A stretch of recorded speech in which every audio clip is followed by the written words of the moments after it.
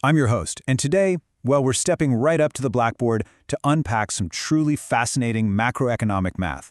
We're looking at exactly why owning just a tiny, tiny fraction of a Bitcoin might actually be the ultimate financial lifeboat. So, let's just dive right into the big question here. If you've been watching the markets lately and feeling, completely priced out of buying a whole Bitcoin, you are absolutely not alone.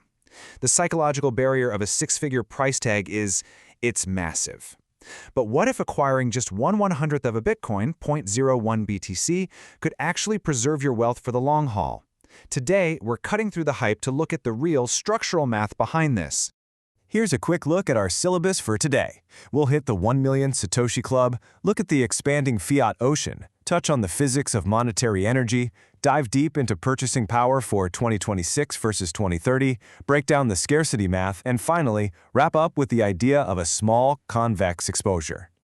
All right, let's kick things right off with Section 1, the 1 million Satoshi Club.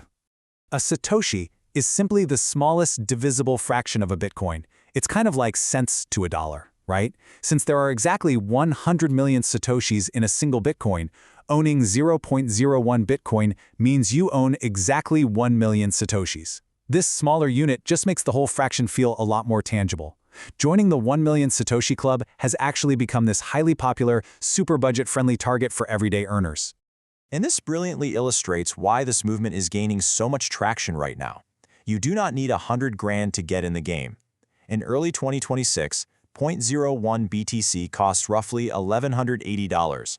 That turns it into a totally realistic monthly compounding goal.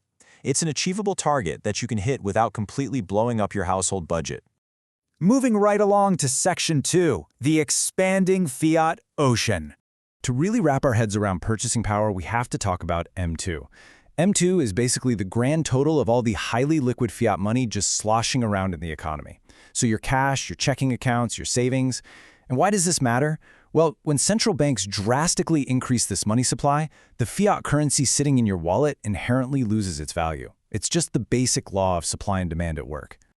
The absolutely crucial point here is the sheer scale of this growth. Across the major global economies, the global M2 money supply has surged by over 44% since 2020. I mean, think about that. By early 2026, we recently crossed a staggering $101 trillion in global liquidity. That is a truly historic expansion of currency. When you put these two systems side by side, the contrast is literally stark. On one side, you have this fiat ocean that can be expanded endlessly by central banks, heavily driven by national debt. And on the other, you've got a digital asset system governed strictly by math and code, perfectly and immutably capped at 21 million coins. Which brings us right to Section 3, the physics of monetary energy. MicroStrategy CEO Michael Saylor famously approaches this whole concept almost like a physics lesson. He argues that money is essentially stored energy. It's the stored time and effort of all your hard labor. He views the multi-hundred-billion-dollar Bitcoin network as monetary energy, and he constantly warns that keeping your wealth exclusively in fiat is a deeply flawed strategy. Think of holding fiat like storing your life force in a leaking battery. Instead of silently losing 4 to 5% of your stored energy every single year to structural inflation and money printing, Bitcoin acts as an encrypted, loss-minimized vault. It is specifically engineered to transfer your monetary energy across time and space without that constant inflationary leakage. Okay, let's move to the real meat of the explainer, our main angle for today, purchasing power 2026 versus 2030. This is Section 4. Now, this represents a massive paradigm shift. Notice what we're doing here. We are not predicting some magical dollar price for Bitcoin in 2030. We are looking strictly through a purchasing power lens. In 2026, $1,180 in cash, or 0.01 BTC, basically buys you the exact same thing, let's say a solid mid-range smartphone. But skip ahead to 2030. If global M2 continues its relentless expansion, that same $1,180 in cash is guaranteed to buy you significantly less.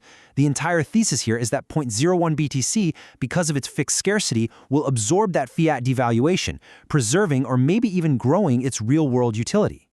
And look, history absolutely backs up this mathematical trend. If we use 2020 as a baseline, inflation aggressively ate away at the dollar's real value over the next few years. A 2020 dollar dropped to roughly 89 cents in purchasing power by 2025. Meanwhile, A dollar stored in Bitcoin severely outpaced fiat cash in preserving that purchasing power. It actually climbed over 300% in that same time frame, and that's despite massive, and I mean truly massive, interim price volatility. So if it preserves energy that well, just how exclusive is this tiny 0.01 BTC slice? Let's get into Section 5 and do the scarcity math. 8.3 billion. That is the estimated global population in 2026. Every single one of those 8.3 billion people is operating inside an expanding fiat system, and a growing number of them are desperately trying to squeeze their wealth into a strictly capped digital system. And guys, that system is incredibly tight. Out of the 21 million hard cap, we really have to look at the effective float. Analysts estimate roughly 3.5 million coins are permanently lost, forgotten hard drives, lost private keys, that sort of thing. Plus, there are only about 1.32 million coins left to even be mined over the next 100+ years. So that means the actual available circulating supply for those 8.3 billion people, it's closer to just 16 million coins. Let's actually crunch those numbers for a second. If you distributed the total supply equally among everyone on Earth, each person gets a maximum of 0.0025 BTC. That's 250,000 Satoshis. Do you see the math here? Securing just 0.01 BTC mathematically guarantees that you hold 4 times your global per capita fair share. You are effectively front-running the masses into a mathematically scarce asset. But before you rush out to instantly buy your million Satoshis, let's take a level-headed look at the risks in Section 6, a small convex exposure. As the host of this explainer, I've got to give you the full unvarnished picture. The data clearly shows this isn't some magical risk-free elevator ride to the top. Bitcoin is notoriously volatile and path-dependent. I mean, we've seen historical market drawdowns of up to 75%. And crucially, on-chain data shows us that smaller retail holders, often the ones holding fractions of a coin, are usually the very first to capitulate and panic sell to larger institutional whales during those brutal dips. This strategy requires a deeply resilient multi-year time horizon. It is for sure not a guaranteed short-term hedge. Which brings us to this really powerful quote from Patrick Denari. At the end of the day, owning 0.01 BTC is not a get-rich-quick scheme. It's all about securing a small, convex exposure, meaning, high upside potential for a really small initial allocation, to a hard-capped asset in a world where fiat currency is structurally designed to debase over time. So, think about your own savings over the next 4, 8, or 12 years. Are you prepared for the relentlessly rising tide of the global M2 money supply?